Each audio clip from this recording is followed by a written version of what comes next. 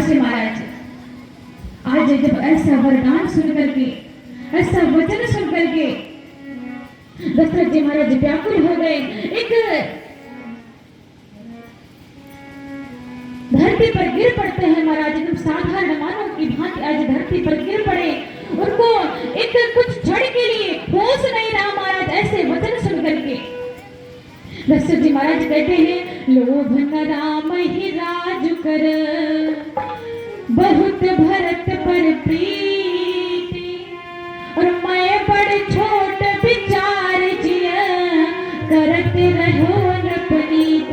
मैं बड़ा छोटा सा विचार करता रहा, लेकिन हमारे राम कभी ऐसा विचार नहीं किए। मैं एक नृप रीति, जो रीति होती है राज्य देने की, मैं उस रीति से विचार करता रहा बड़ा छोटा का, लेकिन हमारे राम ऐसे नहीं है। आप राम के बारे में ऐसा कैसे सोच सकती है कि राम राम विकल भुआलू, कि जन बिन पंख विहंग विहालू। राम राम रटते हुए महाराज दशरथ आज जिस प्रकार से बिना पंख के पक्षी, जब उसके पंख कट जाते हैं दोनों तरफ के, पक्षी व्याकुल होकर के धरती पर गिरता है महाराज, उसी प्रकार से आज दशरथ जी महाराज राम राम रटते हुए विकल होकर के धरती पर गिर पड़े, धरती पर गिर पड़ते हैं महाराज।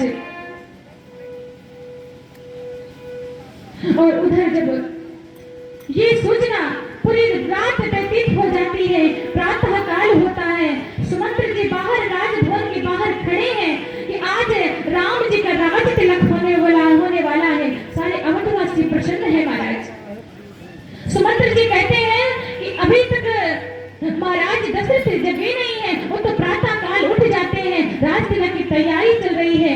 जब कुछ देर तक नहीं आते हैं तो सुमंत्र जी महाराज राजभवन में पधारते हैं दशरथ जी महाराज के, और जब वहां भी नहीं देखा तो आज्ञा मिलती है कि भवन में महाराज दशरथ नहीं है, वो तो कोप भवन में है।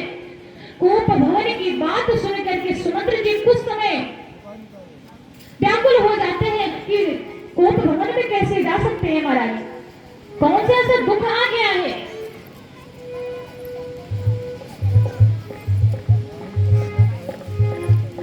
ऐसा कौन सा दुख आ गया जो महाराज आज कोप भवन में पहुंच गए।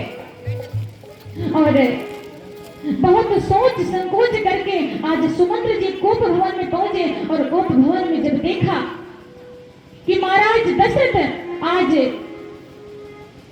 व्याकुल है, एक पंख कटे हुए पक्षी की तरह धरती पर पड़े हुए हैं, ऐसा दृश्य देख करके सुमंत्र जी महाराज परेशान हो जाते हैं। ऐसा कैकेयी मां से दशरथ जी महाराज से पूछने की हिम्मत तो नहीं पड़ी, लेकिन कैकेयी मां से पूछते हैं, मां आप बताइए महाराज की ऐसी हालत कैसे हो गई महाराज।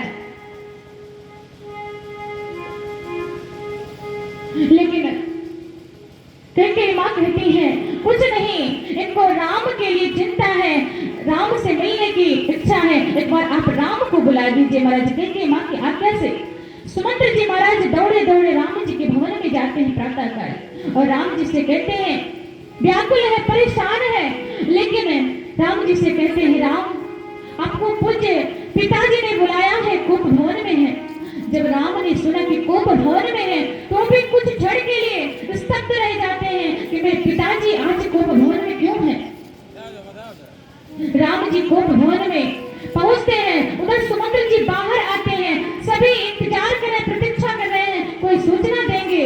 सुमंत्र जी अंदर से आए हैं महाराज दशरथ मिल करके, कोई सूचना देंगे। सुमंत्र जी महाराज कुछ बोल नहीं पा रहे, कुछ शब्द नहीं है उनके पास। श्री राम जी महाराज दशरथ के पास जब पहुंचते हैं, कहते पिता आप ऐसे क्यों हालत बने, क्या हुआ है, कारण तो बताइए, कारण बताइए, मुझसे कुछ गलती हो गई है, क्या हुआ है एक बार आप बताइए। लेकिन पिताजी कुछ बता नहीं पाए, उनके पास कोई शब्द नहीं है। तुरंत दौड़ करके माँ कैकेयी के पास आते, माँ आप तो सब कुछ जानने वाले, पिताजी किस कारण से आज इतने चिंतित हैं, किस कारण से धरती पर पड़े हुए हैं। माँ कैकेयी कहती है, राम हमने तो वरदान मांगे हैं जो इनके पास हाथी के रूप में थे, इसलिए आज व्याकुल है, आज इसलिए चिंतित हैं। बोले कौन से वरदान है? कहते हैं, सुनो देव एक बार भरत ही टीका और 14 वर्ष का वनवास और भरत को राज तिलक हो, ऐसा हमने आपके लिए मांगा है। बोले माँ, राम तो मन ही मन प्रसन्न हो जाते हैं महाराज कि सोई जननी सुन जननी सोई सुत बड़ भागी और जो भी तुम्हारा वचन अनुरागी।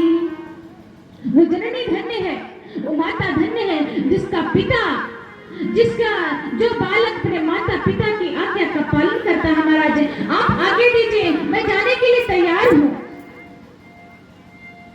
राम जाने के लिए, वन जाने के लिए तैयार हो जाते हैं महाराज और अपनी तैयारी करने लगते हैं। महाराज और व्याकुल होते जाते दशरथ जी महाराज। उधर ये चर्चा दशरथ महल में हुई ही नहीं थी कि ये सारी बात पूरे नगर में व्यापी जाती है। तुलसीदास जी महाराज कहते हैं कि नगर व्यापी गई बात स्तुति छी कि छुअत चढ़ी जन सब तन बीची। इस प्रकार से वो बात नगर में व्यापी जाती है, जिस प्रकार से कि एक अंग में बीछी काटती है, एक अंग पर बीछी काटती है, पूरे उंगली पर भी काटी तो पूरे सारे अंग में वो विष व्याप्त हो जाता है। जितनी जल्दी वो विष व्याप्त हो जाता है बिच्छू के काटने पर, उतनी उससे भी ज्यादा जल्दी, उससे भी ज्यादा शीघ्र वो बात पूरे नगर में व्यापी जाती है। मेरे सारे नगरवासियों को पता चल गया कि मां कैकेयी ने श्री राम को 14 वर्ष का वनवास मांगा है। आप लोग भाई आराम से शांत से बैठ जाए, जिसको आना है जाना है आते जाते बैठते जाए, लेकिन आवाज मत करिए। बोले सियावर रामचंद्र भगवान की जय, श्री अयोध्या धाम की जय। इस प्रकार से आज महाराज राम जी के 14 वर्ष की बात, 14 वर्ष वनवास की बात सारे नगर में व्याप गई।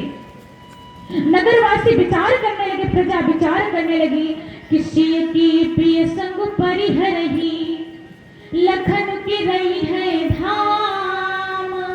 राज के भोजब भरतपुर नृप के जियहि बिनु राम। राम को तो सिय की प्रिय संग परिहरही, जो सिया जो है वो राम जी के बिना रह नहीं पाती हैं। अगर राम जी जाएंगे तो सिया जी कैसे रहेंगी, और राम के बिना तो